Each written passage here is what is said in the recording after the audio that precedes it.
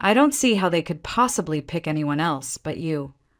That was what Natalie, my closest colleague, told me over lunch just 2 weeks before the announcement. Her words echoed in my mind like a promise I clung to, a lifeline of sanity in a workplace that was slowly turning into a silent war zone. And honestly, I believed her. I had to, because if I didn't get this promotion, if all my years of sacrifice and 60-hour weeks meant nothing, then what did that say about who I was? 6 years earlier, I had walked into Crescent and Vale's Seattle headquarters with nothing but a freshly minted MBA from Northwestern and a folder of over-prepared portfolios. The office was sleek and intimidating, glass-walled conference rooms, recycled wood desks, framed awards on every corridor. I remember thinking, this is where people make things that matter. I wasn't wrong, but I was painfully naive about what it would cost. They started me off as a marketing coordinator, entry level. The pay was modest, the expectations towering. I didn't flinch. I came in early, stayed late, volunteered for every nightmare project others passed on. My first Christmas at Crescent, while the others flew home or escaped to ski cabins, I was in the office past midnight, fixing a broken product rollout for a skincare client. That campaign? It tripled their Q1 revenue. No one saw the hours. They only saw the numbers. I thought that was enough. 2 years in, I was promoted to marketing specialist. Then came the real challenges. I was handed larger accounts, Aurora Wellness, Veta Electronics, a rebrand for a struggling home goods chain called Juniper Nest. I handled them all, quietly, meticulously. My campaigns consistently outperformed expectations. I didn't just meet benchmarks, I buried them. There were quarters where my strategies were responsible for 60% of the department's new revenue. Still, I never bragged, never played politics.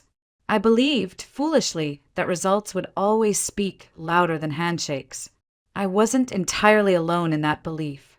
Gloria Parks, our senior marketing director at the time, saw what I was doing. She wasn't the warmest mentor, but she was sharp, razor sharp.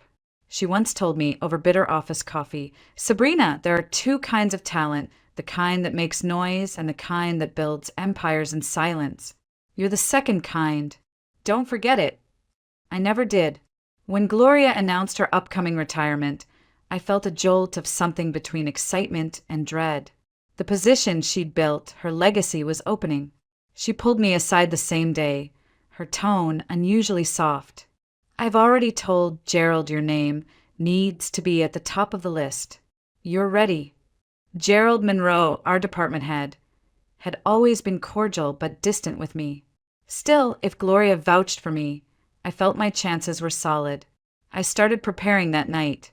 I poured myself into the application like it was a campaign. I had built a sleek portfolio showcasing my most successful projects, complete with breakdowns of strategy, execution, and ROI impact. I took a crash course in leadership management. I rewrote my 5-year plan twice. Every Tuesday night, I practiced public speaking at Toastmasters, even though I hated being on stage. I studied the senior team's decision-making style, their buzzwords, their priorities. I didn't just want to deserve this job. I wanted to be undeniable. The interview with Gerald went better than I imagined. He leafed through my portfolio, nodding slowly, asking thoughtful questions. "Very thorough," he said. "You've clearly done your homework." When I left his office, I couldn't contain the grin that split across my face. Natalie was waiting by the elevators. "So," she asked. "I think I nailed it," I whispered. For the first time in years, I allowed myself to believe I was finally going to be seen. And then there was Colin. Colin Pratt joined Crescent and Vale a year after me. He had a resume that raised eyebrows but didn't survive scrutiny. Son of a former ad exec, few measurable achievements, a tendency to deflect questions with jokes. While I was building marketing frameworks at 11 p.m., Colin was cracking beer jokes by the water cooler and bragging about his golf swing. His charm was undeniable. So was his laziness. He never finished things. He'd float half-formed ideas in meetings, then somehow end up on the email thread after I flesh them out. The worst part, he didn't even hide it. "You're so good at cleaning up my messes," he once told me, chuckling, as if it were a compliment. I told myself he wasn't competition. He didn't even know the names of half our clients, let alone understand their brand voice. When we were partnered for a regional sportswear campaign, I did 90% of the work while he coasted and then presented our joint strategy as if he'd written it in his sleep. I smiled. I let it go. I told myself, it doesn't matter who gets the applause as long as the work is solid. But I felt it, the slow creep of resentment and fear, because something had changed.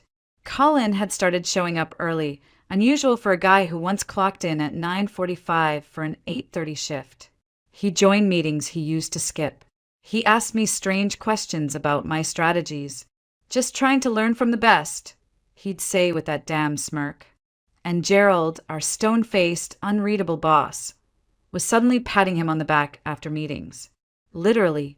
Still, I clung to my numbers, to my preparation, to Gloria's quiet nod of confidence. And yet, as the day of the announcement drew closer, that quiet knot in my stomach refused to loosen. I kept waking up at 3 a.m., sweaty, hearing Colin's laugh echo through my head like a warning bell.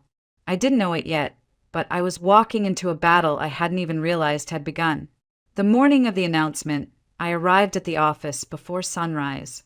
It was still dark outside, the city hushed beneath a blanket of fog, and I could see my own breath as I walked across the parking lot.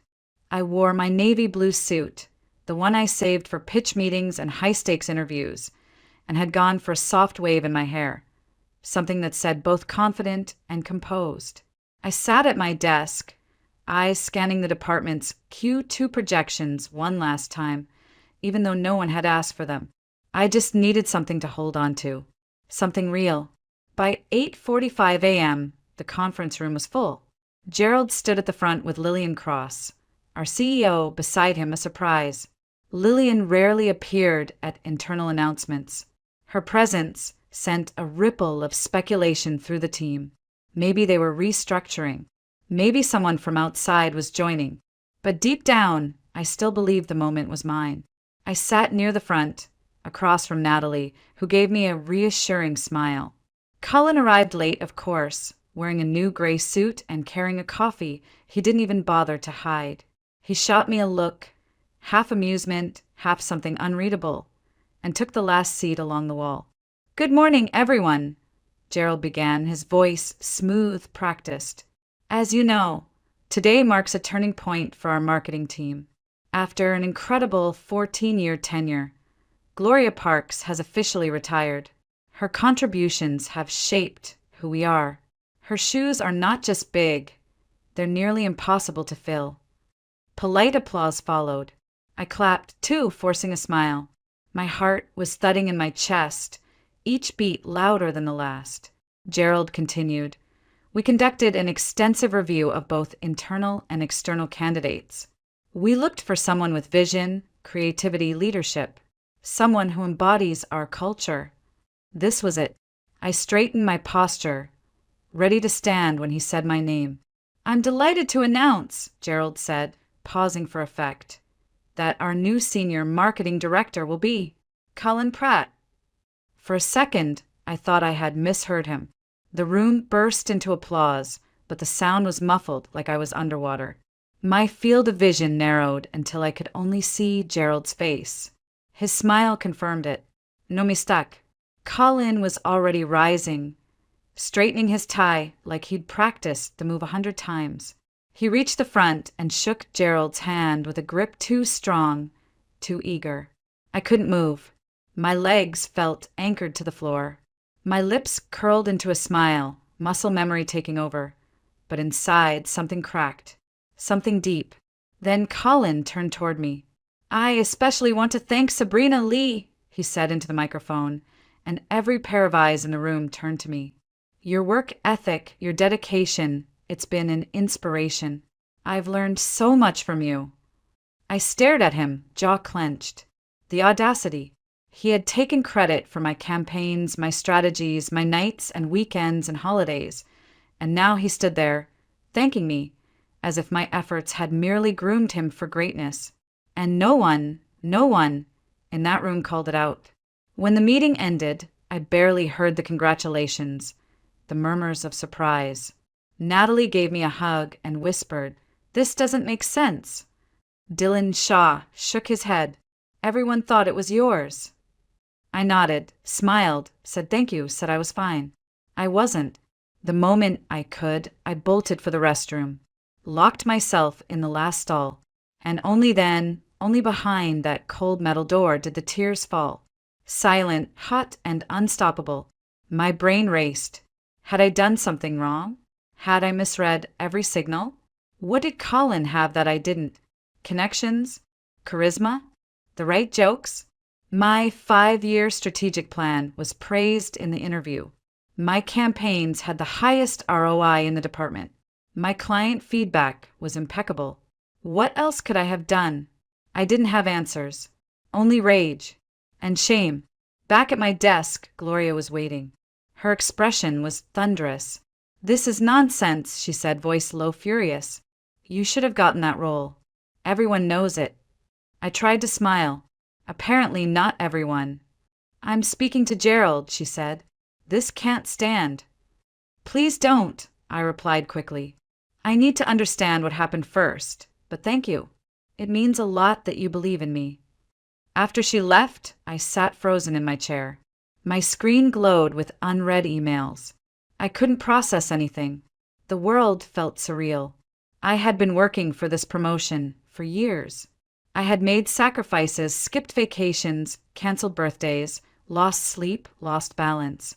I gave everything to this place, and it gave the title to the man who did the least.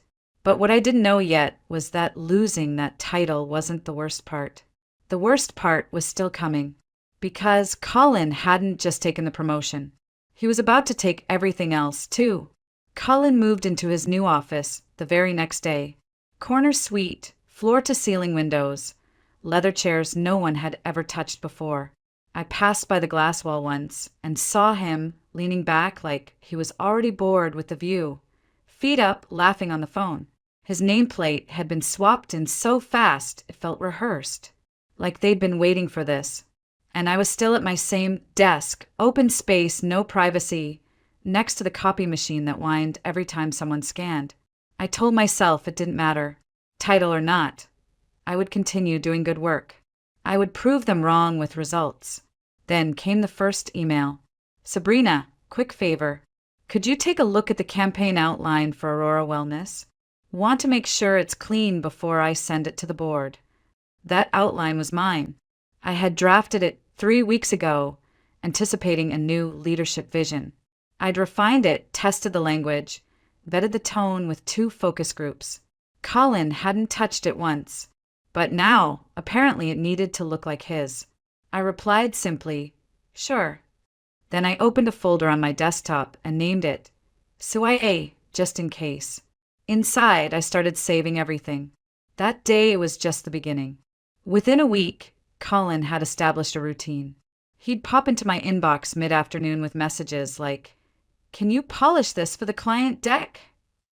Need your magic touch on this messaging doc." Just slap together a few bullets for the board, something sharp. But polish always meant create from scratch, and few bullets was code for build me a 20-slide strategy. He stopped attending half the internal meetings and forwarded calendar invites to me instead.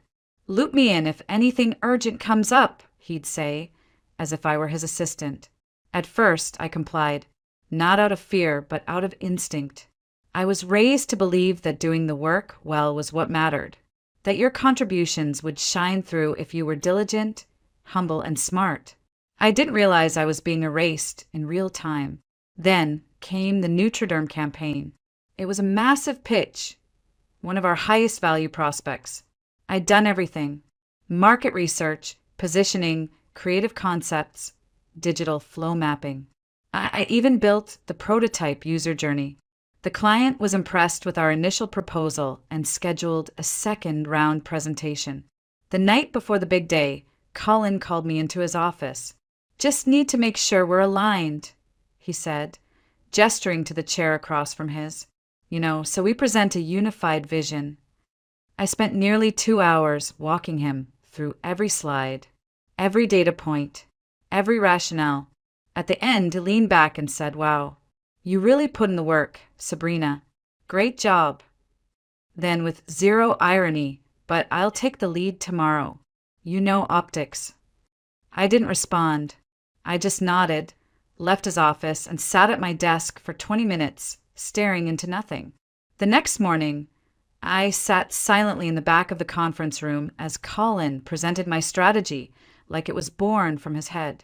He even told a story about a fake brainstorming session we never had, describing how the concept came to him while jogging. The client laughed.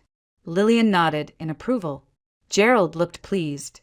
And when the Nutriderm CMO praised the competitive insight section, my section, Colin smiled and said, "I wanted to dig deeper than surface data, go beyond the obvious." I had been up until 2 a.m. for 3 nights building that section. Afterward, as the clients filed out, I stayed behind to clean up the materials. That's when I passed Gerald's office. His door was slightly ajar, and from inside I heard Colin say, "Sabrina's struggling, honestly. Her pace isn't sustainable. I've had to rework a lot of her stuff. Might be time to evaluate whether she's really the right fit going forward." I dropped the file I was holding. The pages hit the floor like thunder in my ears, but no one came out. I stood there, stunned, heart racing, and for a moment, I couldn't breathe. Not only was he stealing my work, he was building a case to have me removed. That night, I didn't go home. I stayed until the cleaning crew arrived, back at my desk, pulling up emails, saving drafts, comparing timestamps. Every file, every message, every calendar edit, I documented it all. For the first time, I stopped hoping it would get better. I realized then that this wasn't incompetence. It was a plan, and I was the target. I began to disappear in stages, not in any dramatic, cinematic way, but in slow, invisible slices. I was no longer looped into creative meetings. My name started falling off email threads I used to lead. A memo about Q3 projections went out with my data, my slides, my formatting, but with Colin's name in the header. When I asked Gerald about it, he said, "We thought it'd be more streamlined coming from leadership." More streamlined, as if my existence complicated things. Colin, meanwhile, was flourishing, or at least that's what it looked like from the outside. He walked through the office like a king on tour, shaking hands, chuckling at inside jokes with executives, making comments like, "Sabrina is the execution genius. I just add the sparkle." People laughed. I didn't, because I was the one staying late to clean up his messes. I was the one redoing strategy decks after he tossed in last-minute edits that made no sense. He even started using a phrase that made my skin crawl. "Let's put Sabrina on it." Like I was a button he could press. Like I wasn't the reason our department was still afloat. One Friday afternoon, as I packed up to leave, Colin strolled by and dropped a binder on my desk. "Need this reworked by Monday. Big meeting coming up. Board wants fresh ideas." "I have plans this weekend," I said flatly. "Cancel them," he replied, already walking away. "Clients don't wait." That night, Eli and I sat at a restaurant we hadn't visited in months. He watched me push salmon around on my plate for 10 minutes before he said it. "You're not here." "I'm tired," I muttered. "You're not just tired, Sabrina. You're gone." I didn't answer, because he was right. I hadn't really been anywhere in weeks. I hadn't heard a song without dissecting how it might work as background audio for a pitch video. I hadn't touched my sketchbook. I hadn't looked in the mirror without flinching. My world had shrunk to the width of a desk and the tone of Colin's voice. And I hated who I was becoming. 2 weeks later, the breaking point came. We were prepping a revised campaign for TerraSkin Naturals, a huge sustainability client with a notoriously picky board. I had built the entire plan: eco-conscious positioning, cross-channel rollout, influencer partnerships. Colin, of course, did nothing. The morning of the presentation, he waltzed in 15 minutes before the meeting, flipped through the deck once and said, "Looks solid. I'll take the lead." I blinked. "You haven't even read it." "I trust you," he said, adjusting his tie. "Besides, the board wants to hear from leadership." I sat there, back pressed against the chair, watching as he walked into that room and once again claimed my voice as his own. He didn't even stumble. He knew the rhythm, knew how to ride the wave of someone else's labor. The clients loved it. Gerald clapped him on the back after. And I went to the break room and stood there staring into the fridge, gripping a plastic water bottle until my knuckles turned white. That's when I heard it. Colin, laughing, his voice low but clear through the half-open door to Gerald's office. "I've had to clean up a lot of her work lately. She's burning out. Not sure she's reliable long-term." The bottle dropped from my hand and bounced off the floor, the water splashing up my sleeve. I didn't care. I was frozen. That night, I walked through my apartment like a ghost. Eli had left a note on the counter. "Out with friends. Text me if you want to talk." I didn't text. I didn't eat. I didn't cry. Instead, I opened my laptop. I found the folder. CYA, just in case. Then I opened a new document and typed 4 words at the top. Formal letter of resignation. But this wouldn't be a standard goodbye. This time, I was going to make sure every lie he told came back to bite him. And I wasn't going to whisper the truth. I was going to print it on the finest paper I could find. I spent the entire weekend crafting my resignation letter.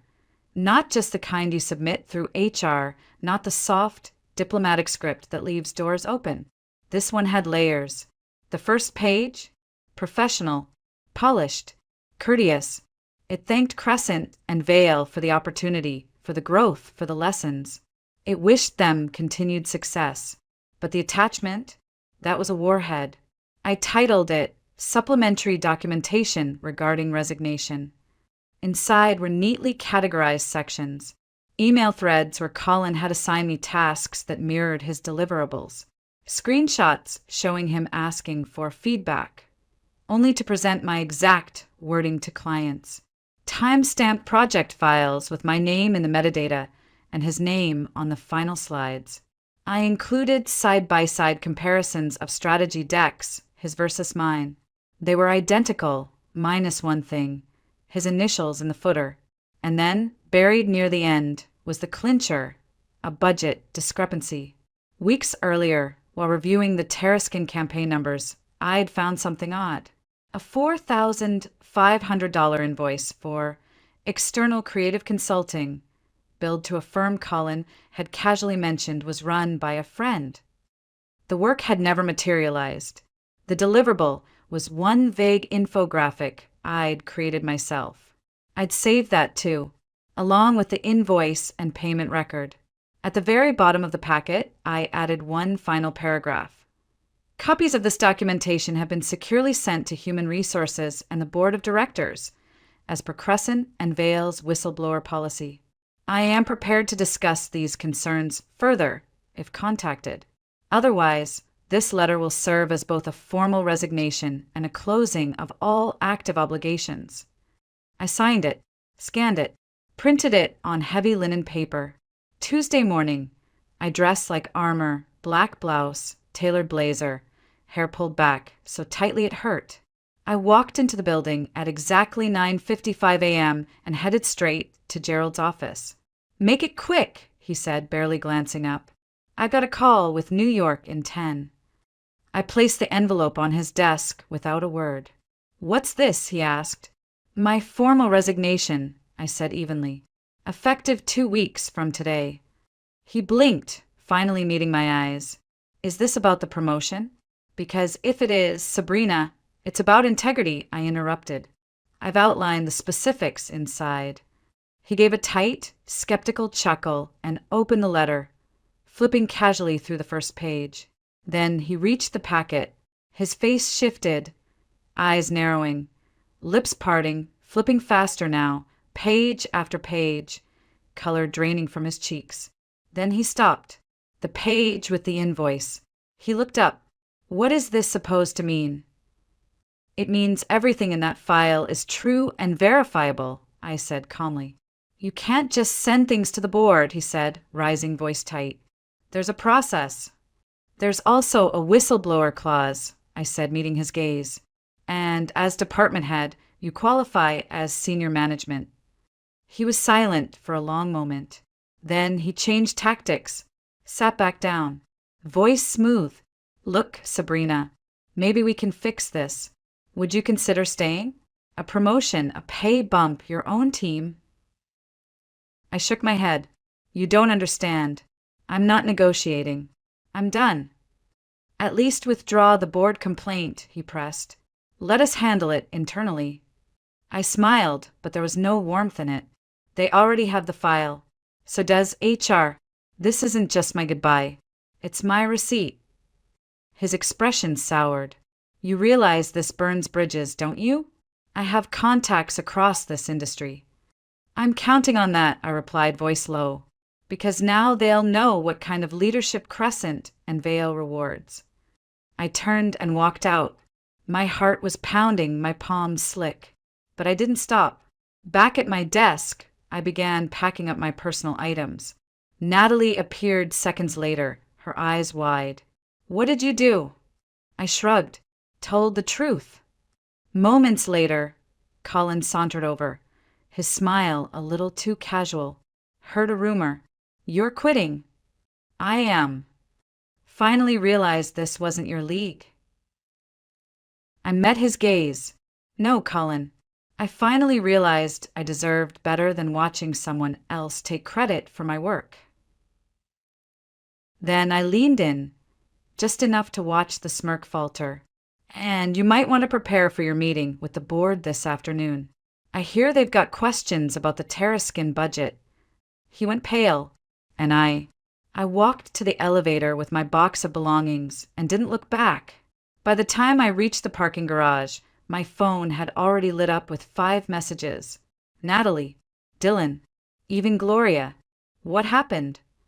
Did you actually leave? Gerald just stormed out of the building. The corporate grapevine had kicked in faster than I expected, but I didn't answer anyone. Not yet. I sat in my car for a moment, staring at the steering wheel and let myself exhale. I had done it. I had burned the bridge, strategically, thoroughly, and without apology. That evening, Gloria called. Sabrina, she said without greeting, you just made a lot of very powerful people very nervous. I'm not surprised. I mean that in a good way. One of the board members I used to work with called me after receiving your file. Said it was the most organized and professionally damning resignation packet he'd ever seen. I spent the weekend formatting it, I replied flatly. She laughed. Of course you did. The next morning, I woke up to an email from Lillian Cross, the CEO herself, requesting a meeting. The subject line read simply, Resignation follow-up confidential discussion. I stared at it for several seconds before opening it. They weren't done, and apparently neither was I. When I arrived at the Crescent and Vale headquarters 2 days later, everything felt different. Colder. The receptionist looked at me like I was a ghost. A security guard escorted me upstairs. Lillian was waiting in the boardroom with 2 other executives, neither Gerald nor Colin in sight. Thank you for coming, Lillian said, gesturing for me to sit. I remained standing. We've reviewed your documentation, she continued, and conducted internal interviews. What you exposed, it's not just troubling. It's systemic. Gerald has been removed as head of the department and reassigned to a compliance oversight role in Cleveland. Colin has been placed on indefinite probation pending a full ethics review. I blinked. I hadn't expected them to act that quickly, or that decisively. We want to make things right, she said. We're offering you the senior marketing director position, effective immediately, with a 35% salary increase and a permanent seat on the executive committee. I didn't respond right away. The room was silent. They waited. I let them, because something had shifted in me. A month ago, I would have said yes without hesitation. But now I had seen behind the curtain. I had felt the weight of being erased, of being sacrificed for politics, and I had clawed my way out with nothing but documentation and nerve. And in doing so, I had found something more powerful than any title: clarity. I appreciate the offer, I said finally, but I'm building something of my own now. Something where performance isn't dependent on proximity to power. I'm not coming back. Lillian's expression didn't change, but I saw the disappointment flicker in her eyes. Is there anything we could offer that might change your mind? I smiled. No, my decision isn't about compensation. It's about integrity. And you can't give me that. I have to build it myself. I walked out of the boardroom and didn't stop moving until I was back in my car, keys in the ignition, hands steady. I didn't cry. I didn't shake. For the first time in years, I felt clean. In the weeks that followed, I worked from a small co-working space off Union Street. I filed the paperwork for Sabrina, Lee Collective, launched a one-page website, and took on my first client, an old contact from Notre Dame, who emailed me the day after the news broke. I always knew you were the brains behind our strategy, she wrote. When I heard you'd left, I knew exactly who I wanted to call. By month 3, I had 4 clients. By month 6, I had hired my first employee. Natalie, still a Crescent, sent me regular updates. Colin had faded into the background, barely attending meetings under constant watch. Gerald never returned to Seattle. And then one evening, just as I was locking up the office, my phone buzzed. A message from Dylan. Jessica just got promoted to VP. Your resignation started something. Sabrina, you kicked the door open for the rest of us. I stared at the message, then looked out at the city beyond the glass. The lights, the motion, the possibilities. I had burned a bridge, but on the ashes I built a new road. And this time, I made sure I was the one drawing the map. It's been a year since I handed in that resignation letter. 12 months since I walked out of Crescent and Vale with nothing but a cardboard box, a folder of evidence, and the stubborn belief that I deserved better. And now, I sit at the corner desk of my own studio office, a small sunlit space with whitewashed brick walls, a coffee machine that actually works, and a view of the harbor that never fails to calm me. On the door, printed in clean serif type, is a simple name: Sabrina, Lee Collective. The word collective wasn't chosen by accident. I wanted something that didn't scream CEO or founder, something that reflected what I truly valued: collaboration, credit where it's due, shared vision. The kind of workplace I had always dreamed of but never quite found. We're a team of 6 now. Not big, not flashy, but solid. 3 full-timers, 2 part-time creatives, and an admin who used to be a client's intern and now runs circles around most agency coordinators I've ever met. We take on the projects we believe in. We say no when a client's values don't align. And we don't compete with each other, we build off one another. That alone feels revolutionary. Some days are still hard. I won't lie. There are moments where I second-guess a pitch, where I wonder if I should have taken the safety of that title when it was offered, when I remember the security of a biweekly paycheck.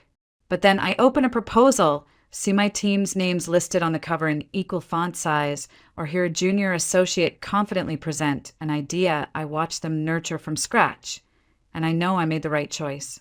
About 4 months ago, I was invited to speak at the Pacific Northwest Brand Summit. It was surreal walking into that ballroom, not as someone's assistant, not as the woman behind the curtain, but as a keynote guest. I gave a talk called Invisible No More, Building a Career on Your Own Terms. The applause was nice, but what stayed with me were the people who lined up after. Young women in blazers too big for their frames, carrying laptops heavy with unpaid ideas. One of them asked me, "What's the most important thing to look for in a company?" I didn't even have to think. Credibility, I said. Not just theirs, yours. A place that recognizes what you bring and doesn't make you fight to prove it every day. Afterward, someone from Crescent and Vale passed me in the hallway. I recognized him. Colin's old assistant, now a strategy lead. He stopped, shook my hand. Your resignation, it changed everything over there. People started asking questions. HR finally has teeth. And the new head of marketing? She actually listens. Just thought you should know. I smiled, nodded, and moved on. Because that version of me, the one who stayed silent, who swallowed indignity for the sake of appearances, she's gone now. Eli and I are still together. Stronger, somehow. He once told me, watching you build this, it's like watching someone return to themselves. He was right. For the first time in years, I feel like my reflection matches the woman I always hoped I could be. Every so often, I get emails from people still at Crescent. Quiet thank yous, updates on promotions, notes that say, "You leaving gave me permission to want more." I keep them in a folder titled, "Proof of Impact," not for ego, for reminder, because success, real success, isn't about being handed a title in a glass room. It's about standing up, even when your voice shakes. It's about saying no to erasure. It's about leaving the place that undervalued you and building the one you always needed. If you've ever sat alone in a bathroom stall after a meeting that should have been yours, if you've ever watched your work be passed off as someone else's genius, if you've ever told yourself to stay just a little longer while your spark quietly dies, I hope you remember this. You are not crazy. You are not too emotional. You are not difficult. You are the engine. And you don't owe anyone's silence. Not anymore.